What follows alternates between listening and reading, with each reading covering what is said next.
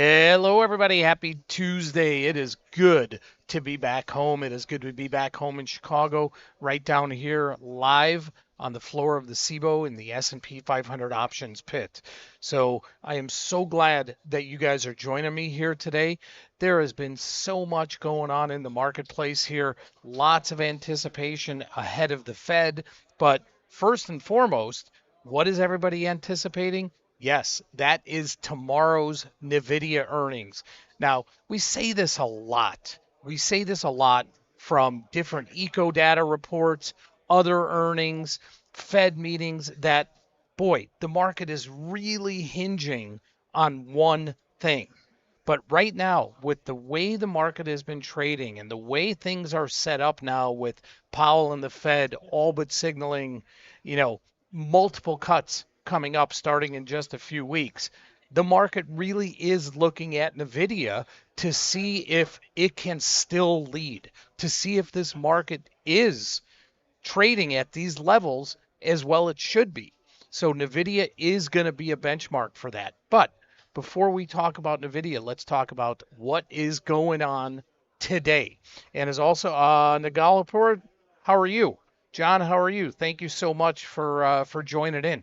And if anybody has any questions here, just pop them up into the chat, and I'll be happy to get to them. Let me give you a quick market recap here.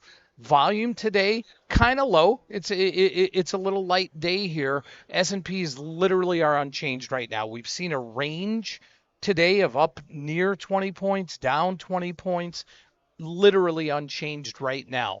So current S&P futures 5637 volume is under 700,000 contracts on the futures side. We typically see about 1.5 million contracts on any given day, so a little light today. However, this is the slowest volume week of the year. This is the slowest volume week of the year.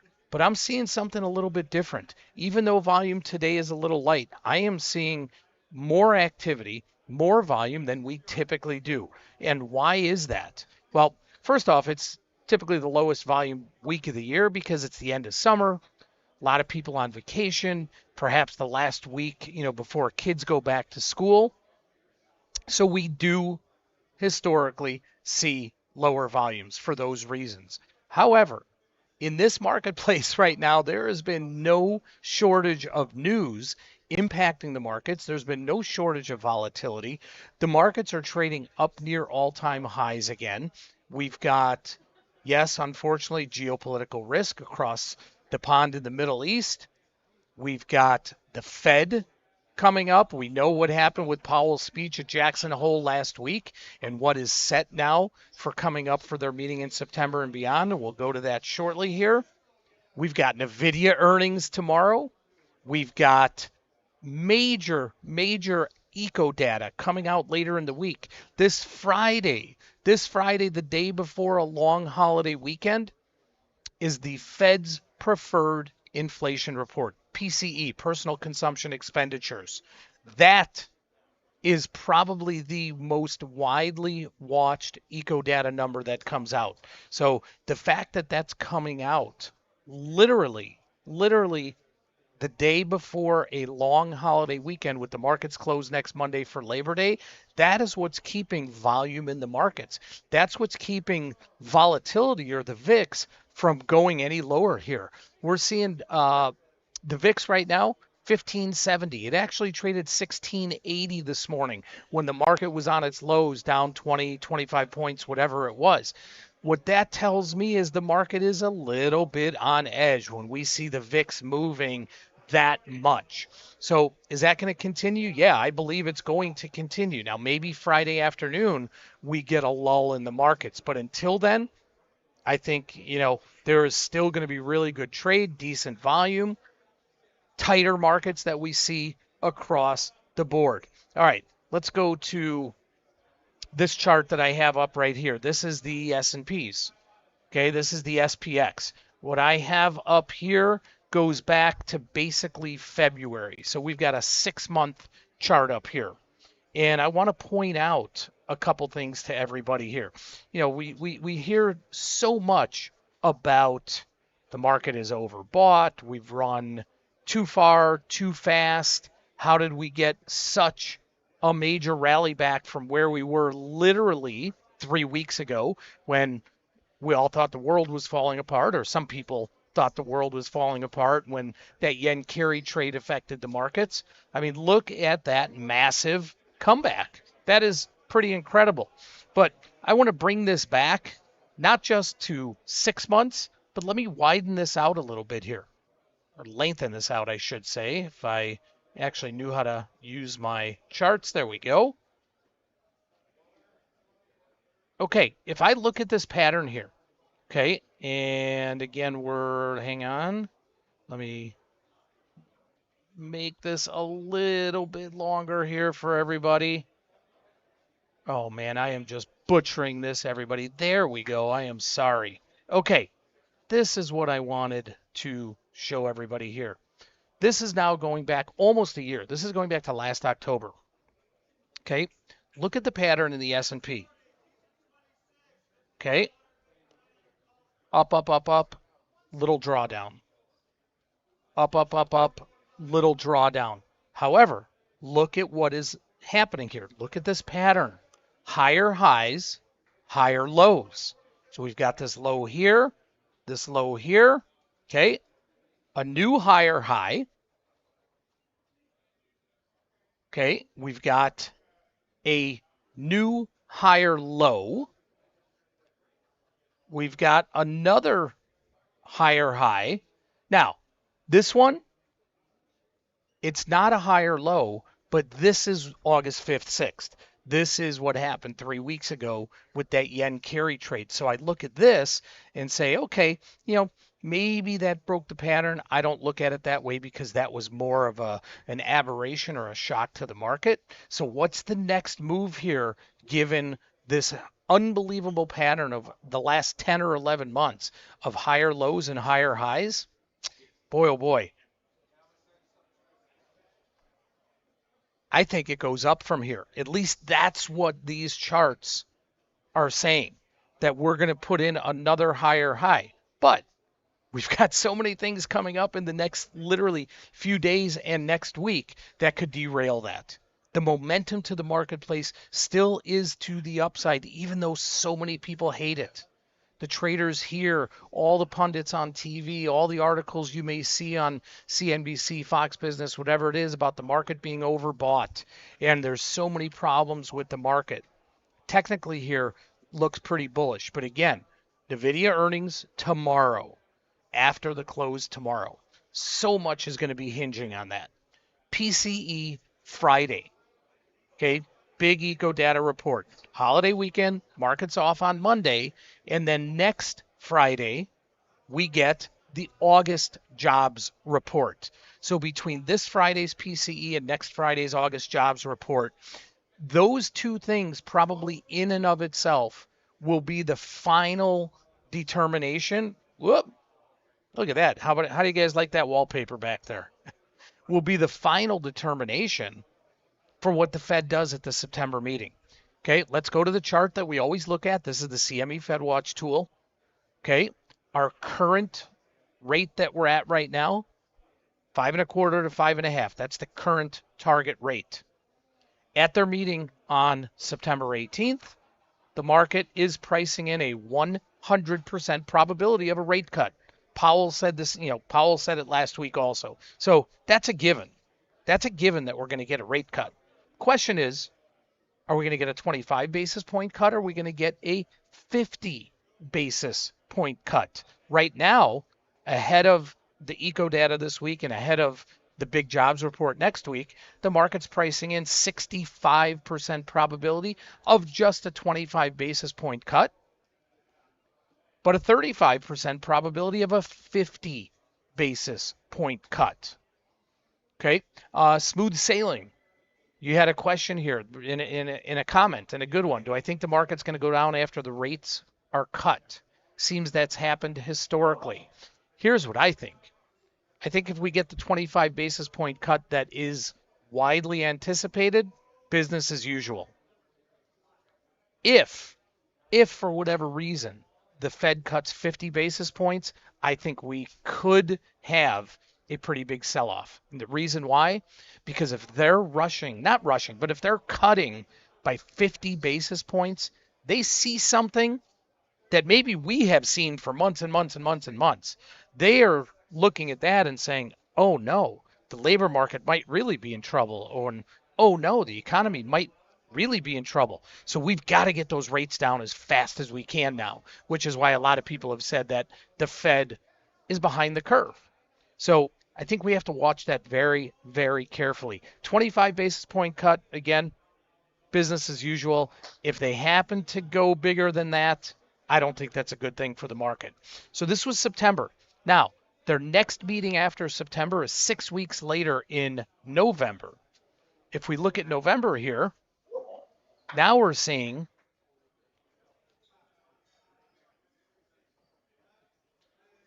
basically 100% probability of another cut at some level and a almost 60% cut or 60% probability that they're going to cut 50 basis points at the November meeting. Okay. Now, we don't talk politics here. We don't talk about it in the rooms. It's a no-no. It's taboo. We're here to trade. We're here to understand the markets. But you know what's really important about the November meeting? Look at the date. The November meeting comes just a day after, or 2 days after the election. So anyone that believes that the Fed is doing something because of politics, this November meeting here, that is off the table. The election is already done with. Okay, that's a good thing for the markets. That's a good thing. And then there's one last meeting here right before Christmas, December 18th. I mean, this is unbelievable how aggressive the market is pricing in these cuts here. Look at this. They're pricing in a 70% chance. 70% chance of another 25 or 50 basis point cut, and then an additional 5% that we could be down even further. Okay? That's what the market is pricing in right now. Now, we don't know what's going to happen in the future. We don't know what's going to happen tomorrow, let alone out to December. But again, going back to the all-important upcoming meeting here, okay, 100% probability of a cut. I believe if it is more than 25 basis points, not good for the market. Not good at all. Okay, quick update here. S&Ps are up 3 points here. Really interesting because what I'm doing up here, guys, and I don't know, hang on. Danny, can we get the camera actually to flip and maybe look at that screen up there? Let's see. Yeah, look at that up there. Okay. See that, guys? Yeah, you don't have to look at the U.S. Open tennis that everybody's watching there. That is the current board. We call it the big board here. Okay. S&P 500 shows the futures, the spot, and I don't know why it just froze, but it also shows every trade that goes through here. And I am seeing a lot of strangles being bought for this Friday, August 30th expiration. And I'll show it again when we get it back up there. But I'm seeing a lot of activity in out of the money calls and puts that people are buying for this Friday, which tells me people are expecting a move on this PCE report. Okay, and that's why this volatility is not getting hammered like it ordinarily would going into a long holiday weekend. Right? As soon as I don't know what literally, yeah, I don't know what's going on there. Hopefully the techies here at the SIBO are going to take care of that quickly. Okay, let's take a look at what everybody wants to look at, and that is Nvidia. Okay, let me get it up on my charts here. And there we go. All right, guys, here's Nvidia. Okay, and I'll make this a little bit bigger here for everybody. Okay, so technically, it's hard to fade this stock. This chart is almost a replica of what we just saw with the S&Ps, with higher lows and higher highs, with the exception of, what we saw right here 3 weeks ago on August 5th.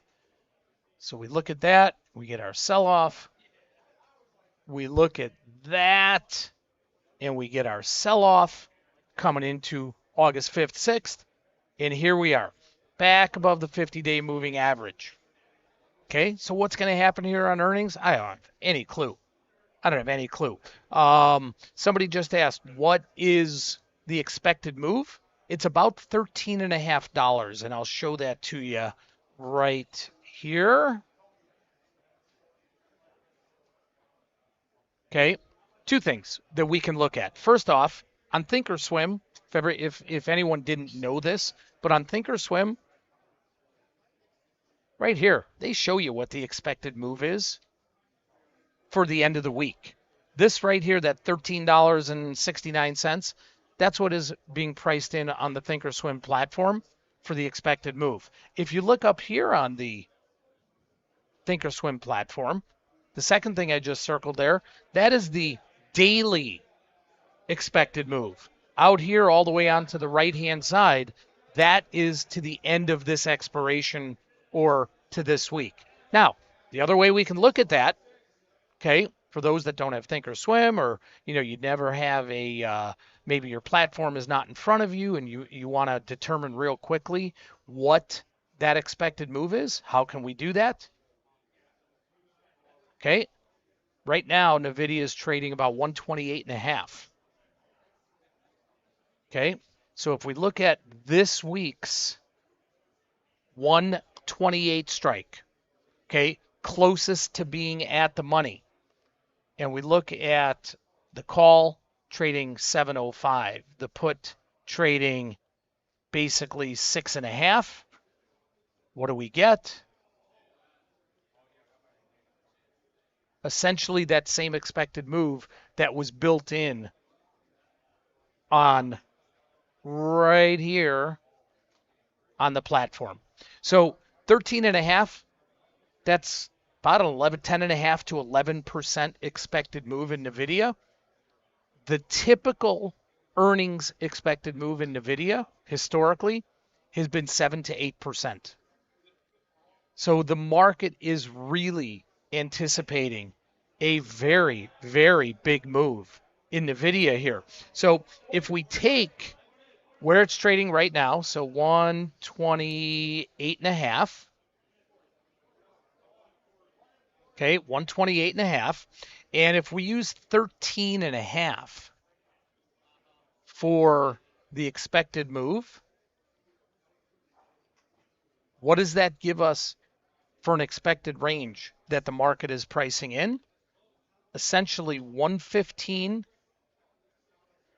to 142. Does everybody see that?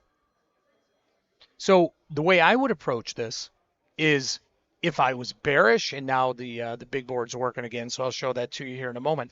If I was bearish for this week and I was going to put an earnings position on, and I was bearish, I'd be targeting the 115 level. If I was bullish for this week, using this week's expiration, I'd be targeting 142. That is what the expected move guides us to do. That gives us the best probabilities of anything that we can see out there.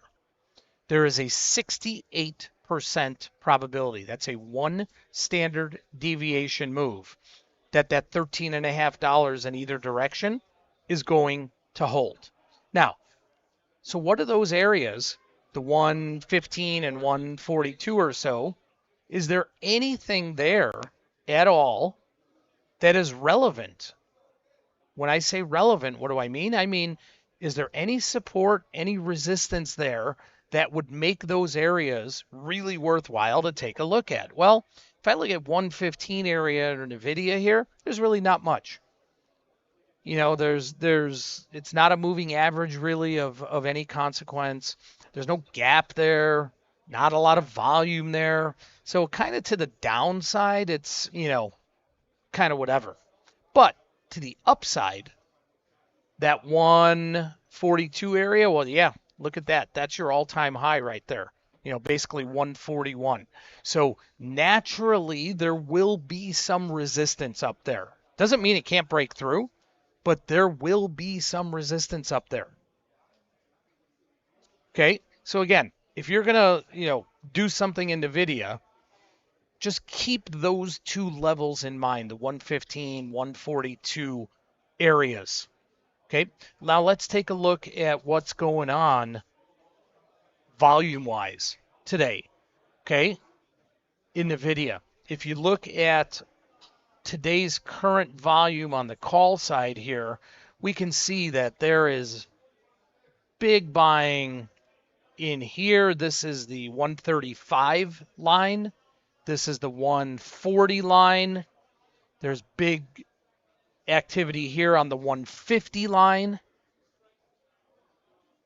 So obviously we're seeing, with volatility ramping up, earnings after the close tomorrow, lots of activities. Now, on the downside, where are we seeing the biggest activity? At the money, 125, just out of the money, 120, and then down at 110. Okay, that's where the biggest activity is on this week's expiring options for Nvidia. Okay, now, one other thing to keep in mind, folks, and this is not just with Nvidia, this is if you're going to take a position on any earnings position or any earnings stock, okay? You must be aware of implied volatility. Implied volatility equals option premium or extrinsic value. The greater, the higher the volatility, the more expensive that option is going to be. The cheaper the volatility is, the less expensive that option is going to be. What's going to happen after earnings? Well, regardless of what earnings are, and regardless of the move that Nvidia makes, up, down, sideways, whatever it is, implied vol is going to come crashing down. It is going to come crashing down. Option premium is going to evaporate literally overnight. And you will see that vol cut in half, if not more.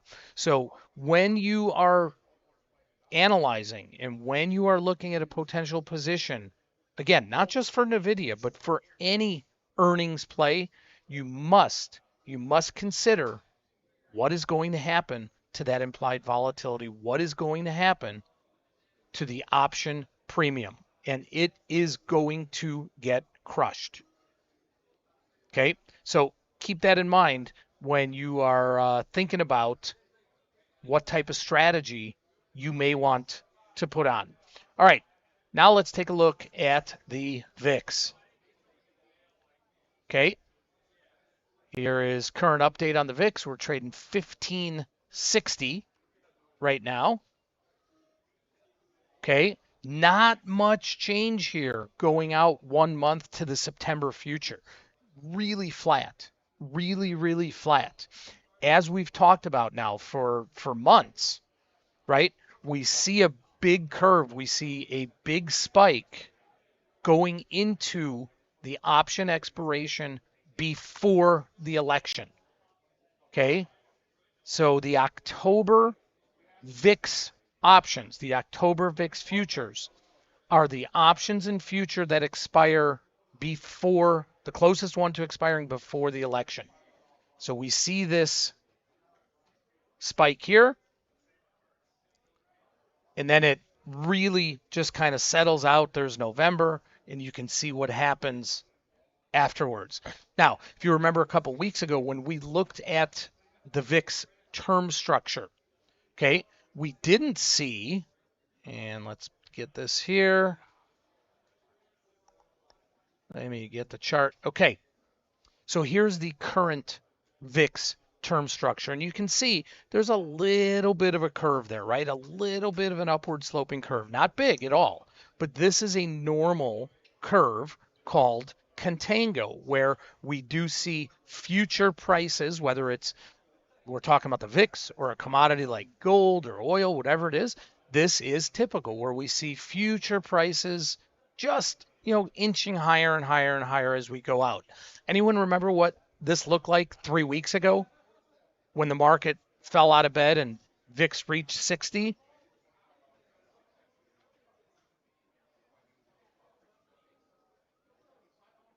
Look at that. What is that representative of right there, guys? It's a total inverted curve to what we just saw, what's happening right now. Why does it look like that? Why did the curve basically flip on its head?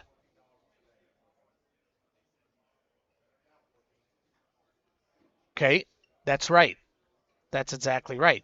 That's because what happened was there was such panic in the markets. Such panic in the markets. What happens when you get panicked about something? You're not thinking necessarily about the future. You want to take care of your business right here and now, right? If you've got a problem with something, I'm not even talking about trading or finance, right? I'm talking about anything in life. If you've got a problem with something, you got to panic, you got to take care of that immediately. Well, that is the same thing reflective here in the VIX. The current, the near term VIX, the what is happening right now VIX exploded because that's where people ran to get that protection. And the future prices didn't move as much.